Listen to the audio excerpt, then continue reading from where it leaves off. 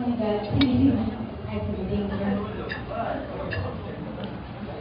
Wala pa kasi yung presentation mo. Sige. Napakilala naman na nila ako. And I've seen some familiar faces na nakasama ko na din during the Comelec Youth Voice. Sino yung mga kasama ko doon? Diba? Ulitin ko lang yung presentation ko. Joke lang. Hindi! Mali! Yung presentation ko, sana pa, ano na lang ako. Nakita niyo? Wala pa, diba? Para malaki na tayo yung nakikita, wala pa, diba? Baka kasi ako lang, medyo malabo ang mata ng ate nyo. Oh, sige, habang wala pa yung presentation ko, sino yung gusto mag-ano? Sino yung gusto mag-sample? Or ako na lang, gusto nyo din ba? Ay, actually, no, wala po akong talent. Tsaka huwag kayo maniwala dun sa ano, yung sa kagabihan. Char-char lang yun. Hindi yung totoo. Hindi ito totoo. Kaya, huwag kayong maniwala dun. Ayan. May request po na i-flash na po yung presentation. If okay lang. If okay lang kasi huwag mag-chismisan lang muna kami dito. So, kamusta naman kayo? Nag-request kayo. Ang sarap ba? Sana all. Diba? Hindi kasi ako nakapag-breakfast. So, hindi din naman talaga ako nag-breakfast. Bukas pa na. Sige, mag-asuhan muna tayo kasi bukas na. Anong gusto niyo akong malaman?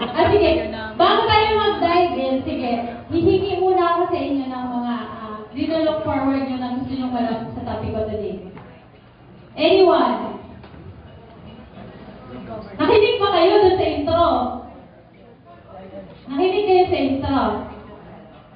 Ano sabi? Anong topic? Local governance in? Ano pa? 10742. Uy! Hindi discuss din.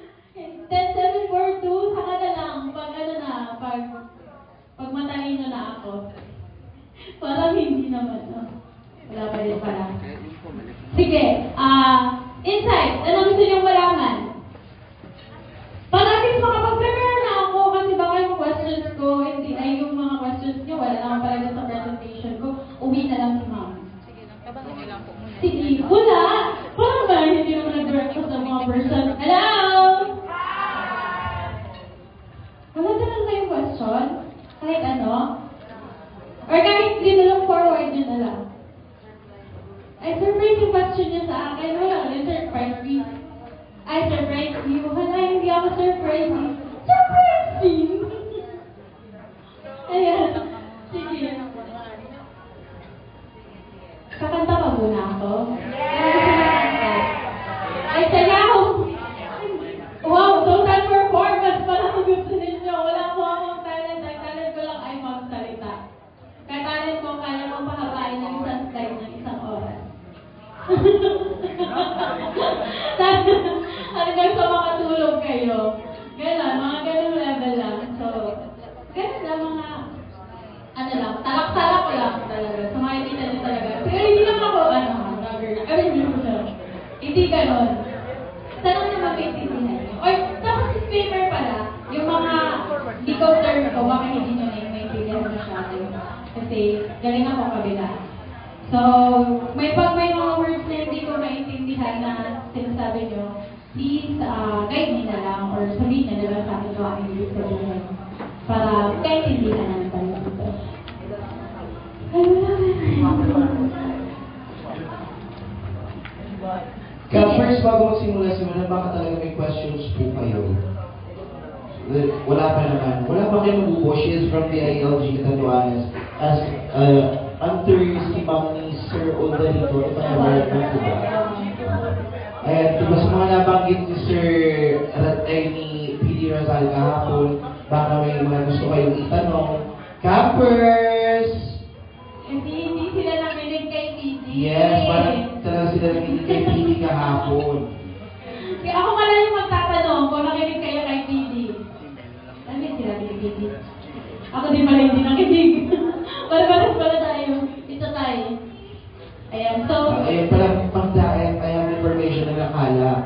we have students pala here na ang courses or political science. Forward sa And andito din pala ang SC President. Andito din po si Ma'am Charmaine D. Quiroz. Ayan. Nakita na kami that, Si Ma'am Charmaine. Sorry And na also, sa mga nakasama ko, hindi ako familiar. Pero I recognize your faces. narito din po mga University President ng CATSU, si Ma'am Aya Sublig. Ayan.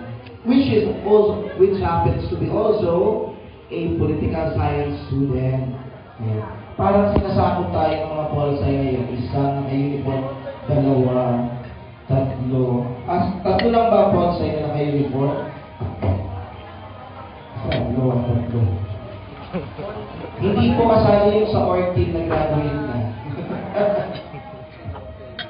At saka hindi na rin kayo yun. Sabi ka nito yun sa kahapon, ayun na lang. Okay, before Ma'am Daep proceed to the representation, I would just like to ask everyone na makinig kay Ma'am Daep. And also, if you have questions, you have your notebooks. And also, nasa envelope niyo ba yung isang comfort piece na may 2 questions? Nandiyan lahat? Okay. Ganoon lang naman. Kasi gagamitin natin yan mamaya-maya. So, I think we have a go signal na ba? Still waiting. Sige lang, ayan. Medyo may technical Okay. problem kaya. Sabi nila stretch. Di pa ako natungan. Di pa ako gising. Anyways, gusto nyo ba magsupa ulit? Ma'am, kaya pinangga change kasuling. Gusto nyo ba tayo ulit? So wala dito. Hindi ko magsumba. Hindi pwede. Sino ang sumakit tayo likod kanina sa airport? Wala. Mahina? Sumakit ang likod, pero nahihitan na Basta namin. mga Ang nipis ng ano? ipaplastic ni marami. Ba't pati yung ano, hindi na reklamo, okay lang yan, tandaan nyo. At least ilang araw tayo naka-aircon. Diba? Safe route pa. Oo. Kami din kasi sinusulit namin kasi wala ng aircon sa bahay. Kung may aircon man, ipinapagana. Okay. Ang ating, siguro mag-overview tayo ng activities for today. For morning, we have, siguro nabanggit ko na kahapon nabanggit na ni Sir JJ kahapon that afternoon session would be our fun activities, which is the Amazing Race. Handa na ba kayo magkasulat-sulat? Hindi, joke lang yung part na magkasulat-sulat. Pero our games this afternoon in Amazing Race is not only fun, but knowledgeable din. Okay? Pero sister, before tayo mag-proceed sa Amazing Race, Baka may eto tanong ang muna ako. tanong. Bakit? Fit siya kanina. Meron ng PPT. Ayan, bumalik siya. Ang sabi mo sa akin sa chat, mabublo ka. Hindi ko alam na pati pantalon, gagayahin mo bakla. Hindi, actually, mantel. Amante. Oo, bakit tayo kortina? Excuse me. She... Yan na yung bago. Ayun, so, Ayun yung Okay, ayan na pala. Okay, we have, once again, Ma'am Daep, palapakan po natin muli.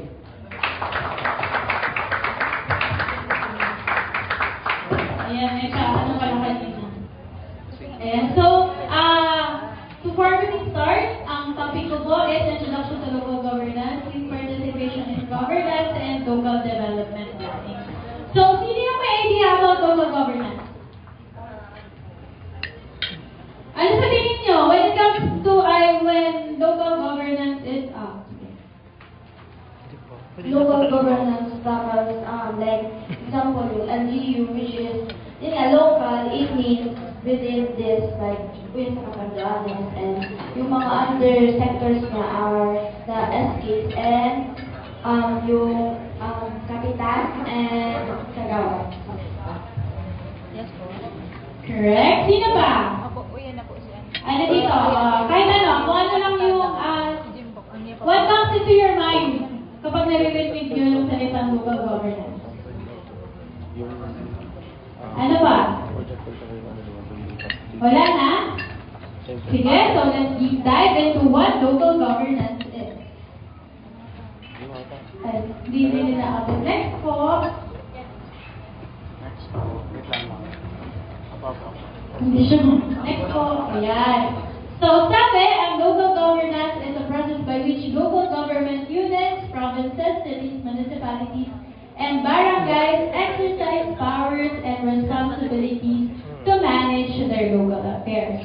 So, when it comes to, ano nga, di ba, meron tayong hierarchy. Meron tayong province. Ano ba? Province, yung hierarchy niya. Province, municipality, barangay, and SK. So, yun tama. It is grounded in the 1987 Philippine Constitution Article 10 and the Local Government Code of 1991, which is the RA 7160, that institutionalized decentralization and local autonomy. So, sila din po, yung mga inelect natin, sila yung mag-manage ng affairs when it comes to province, yung ating provincial government, si governor, tama? Pag municipality or city, si mayor, pag barangay, ganito po. Trivia lang, wala po tayong word na kapitan sa ating RA 7160. Ang RA 7160 po, ang ginagamit niyang word for our kapitan is as punong barangay. So, punong barangay po is the appropriate. Also, pwede naman po yung barangay chairman, pero mas accepted siya as punong barangay under our RA 7160. Next po. Ayan. So, ano yung principles ng ating local governance? Sinabi ko na kanina, di ba? Local autonomy, yung mga LGUs po natin, may authority sila to govern on their communities independently within the bounds ng ating national law. Decentralization, powers, resources, and responsibilities are devolved from the national government to the LGUs. Kung dati, galing sa taas, national government, dadaan pa siya sa mga departments bago makarating sa LGUs. Ngayon po, direkta na siya. Dahil sa decentralization. So, accountability. Local officials are directly answerable to their constituents through mechanisms like recall, initiative, and referendum. And participation. Citizens, civil society, and youth are encouraged to take part in decision-making and planning. Kaya ipapresent ko sa inyo mamaya yung ating local development planning kasi dapat kasama po tayo. We are part when it comes to our local development planning.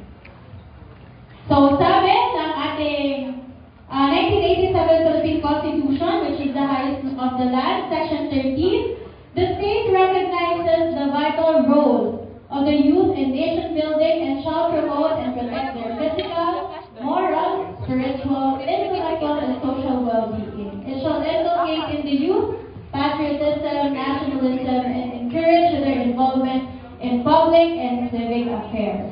Ayan ha, nasa 1987 Constitution na kailangan tayong mag-participate. Ay, wait lang po. Ayan. So, ang sinasabi dito, lahat po ng sorry, sige po. Ayan. Nagpa-participate ba kayo? Ano yung mga venues of participation na nilalahukan nyo? Sa? KK Assembly. Very good. So, lahat ng mga estates nyo ano tawag siya? Nagpapang-KK Assembly. Oy, may nag-note dito sa unahan. So, asensya na kayo. Sorry sa escape niya. Yung mga escape nila, mga very good. Ilang beses pa kayo nag-escape nag-KK within the year? 2 times na.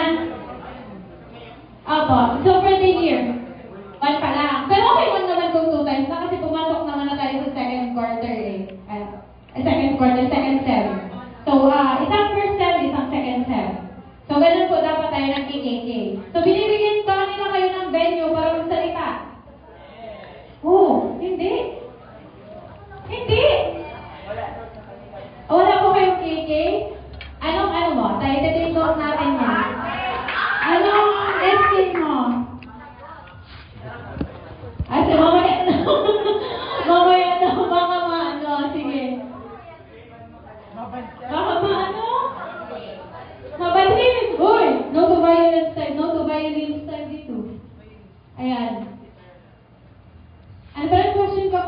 di ba naglalag si ma'am kasi hindi pa din ako talaga nagkape at nag-breakfast.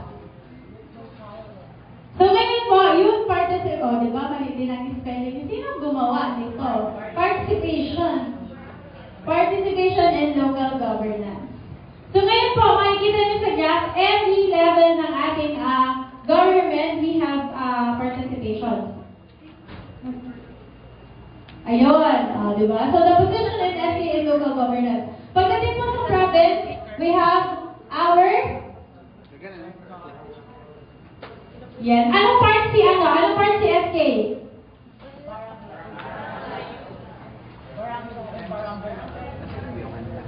Nasa kay Ito yung question. Sige, gusto niyo sa baba tayo magsimula. Sige, sa baba tayo magsimula. Sa barangay, in your level, you have your SK chairperson and the Sangguniang Kabataan and you as their PK members. Ha? Tapos, pagdating sa barangay, ang representation po ni SK is at the ex-official member. So, kasama siya ng ating punong barangay at ang ating mga kagawad. Pagdating sa municipal level, siya naman, si SKMF. Kilala nyo yung mga SKMF nyo? Yeah! Oh, really good! At least you are aware. Pero ano, bunting nito? Ay, ba't niyo binabash naman? I'm sorry! Pasensya na! Okay lang naman mag-voice out kasi especially kung may mga concerts kayo, mas maganda na ipapaabot natin sa kanila kung ano yung mga concerts nyo. Tapos, pagdating po sa ating provincial level, we have our SKPF. So, kilala niyo naman yung SKPF niya, di ba? Yes. Hindi naman nakakakilala sa kanya. Pwede. Yes lang.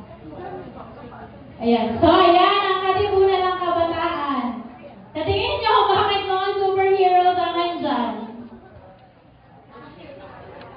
Kasi, yes, you yourself have your own powers.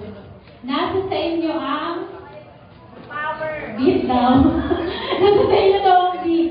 Sige, nasa sa inyo po ang power para pumili and mag-discern kung sino yung mga deserving sa mga positions na gusto nyo silang i-elect.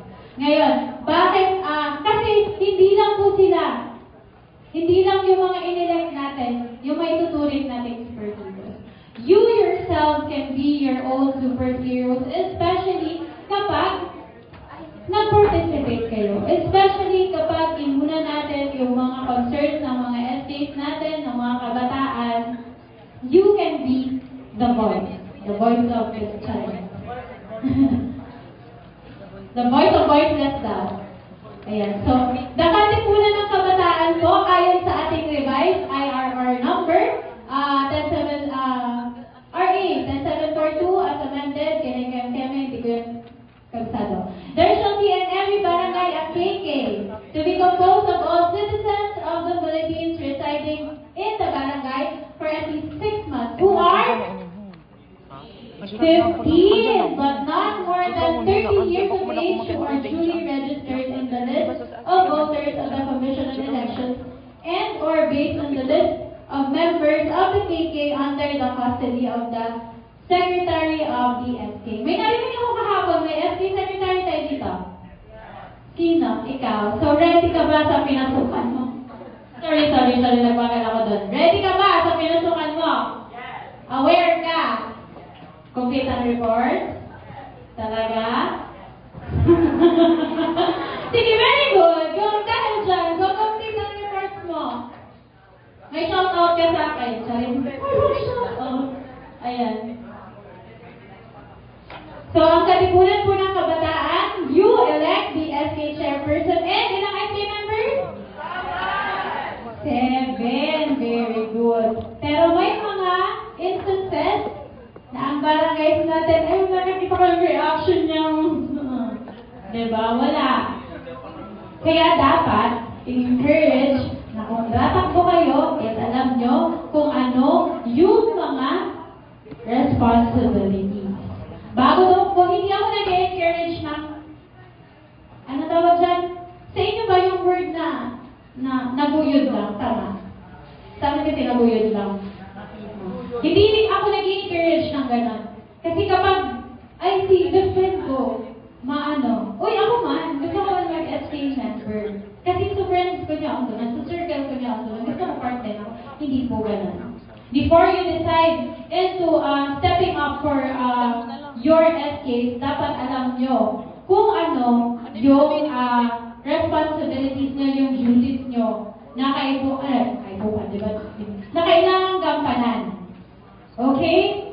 That is why ang ating KK po ang nag-serve as the highest policy-making body that decides on matters affecting the youth in the barangay.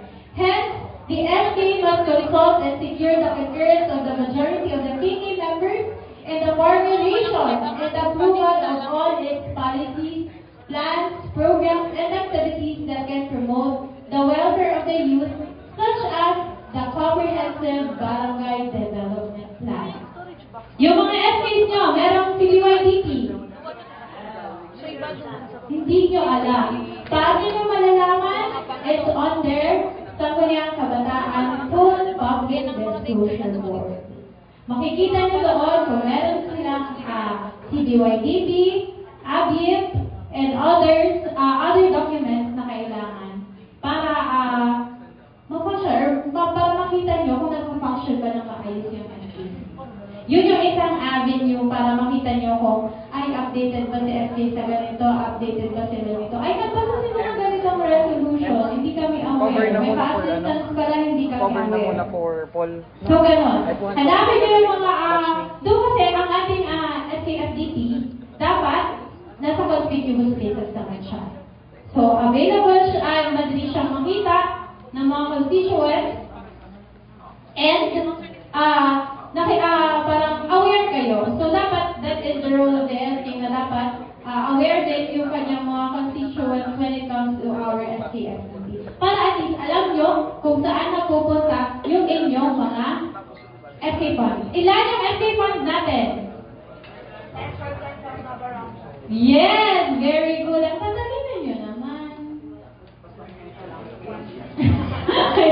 So, evolution ng ating Sangguniang Kabataan. So, noon po, bago tayo magkaroon ng Sangguniang Kabataan, we have the Kabataang Barangay, which is the Presidential Decree number 684 noong April 15, 1975, which is strengthening and defining the role of the barangay youth in every barangay. So, the creation of SK is under the RA 7160, yung ating Local Government Code of 1991, and it underwent major reforms. Nagkaroon po tayo ng Republic Act number 10742, which is the SK Reform Act of 2015, and Republic Act number 1168, which is the 2022 amendment to RA 10742. So ito po, strengthen the SK by expanding benefits, clarifying qualifications, and introducing additional reforms.